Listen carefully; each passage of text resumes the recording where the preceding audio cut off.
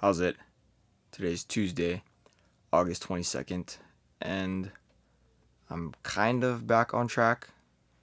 Today was my power clean complex with some tempo pause back squats, just like last week. Basically, moving forward, I'm just going to try to slowly progress everything. And I think that my exercise selection from a few weeks ago was really solid. So don't expect anything super new. I think for me right now, it's like it's working. It's working on getting me back to where I need to be. It's just like it's gonna take time, and no matter what, there's no like quick fix for this. So for my power clean complex, it's power clean plus 2 hang power cleans. And last week I did 99. It was a little bit challenging. There were a couple lifts that were on the full clean like side spectrum of the scale, power versus full. And I think today was a lot better, except I ran into an issue at my top set, my last set. So 102, typically I don't use a belt until I'm at 100. So 99 is not 100, so I actually did not use a belt last week. This week I did, and today I don't know if it really was the difference maker, but I felt like I was a lot quicker, a lot more powerful through the first 2 sets than I was last week. And then my last set, for whatever reason, the power clean off of the ground, I ended up catching a little bit forward, and that really killed my upper back. So if you've been following me for long enough, my upper back has been an issue for years at this point. And right now I'm dealing with a lot of lower back issues. It's my first set, by the way. The hang power clean was pretty solid, and then take a look at this one here. Definitely still power. Like, no question about that for that third rep. But yeah, like, my upper back has been an issue for years at this point. And like, there are times when it's a little bit better than others, and there are times when it's a little bit worse than others. And I've been actively doing a lot of PT and rehab for that, like a lot of open books, with like weird thoracic twisting and bending for my upper back, and it has helped tremendously. But like, I don't know, it's not really going away, and like right now I've been dealing with my lower back issue. That's the big thing, right? That's the one that was really scary for me. Here's my fail here. It's a full clean for sure. But yeah, that first catch, you see, I'm not really feeling it right there. I'm not really happy with that.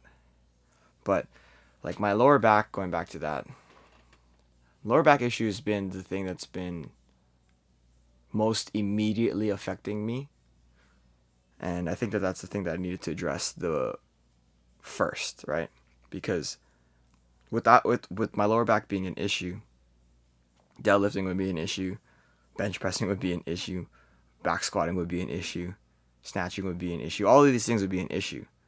And it seems like I'm nearing the end of the tunnel for that, and it's very, very promising for me. But there are other things that are wrong with the way I lift and the way that my body's imbalanced, and I don't know, it's just like I'm trying my best. There's no point in my life where I think that I'm perfect, or I think that I don't need to work on something. And for me right now, lower back takes priority over my upper back, because my upper back doesn't really give me issues that often. Like tomorrow for jerks, I might experience some discomfort. I might not feel it at all. Only time will tell. Only when I get to tomorrow will I know. As far as my back squats today, tempo 313 back squats up to 120. These felt really awesome. This is my first set here. On my third rep of most of these sets, I'm like definitely fatigued and it's very, very challenging. But I think that that's what I need. I think that for me, when I end up relying on speed and bouncing, I'm no longer technically sound. And then my core becomes erratic and uncontrolled. You know, it seems like I feel like my lower back can dip into flexion at any given time because I'm not paying attention to remaining tight. But when I go slow, I have the opportunity to do that. And realistically, if I'm not tight, I can't make the lift, like altogether. And I think that's important to think about. After these tempo back squats, I did the snatch remaining deadlifts again, which I think these are awesome. They are one of my favorite movements for posterior chain work. It feels like I get a lot out of them, and for me right now, that's what I need. You know, I need something that's going to give me some amount of hip hinge, but also force me to have proper knee tracking, so that my adductors get stronger, they get more flexible, they get their mobility back, and for me, like, I don't know, I just love this movement.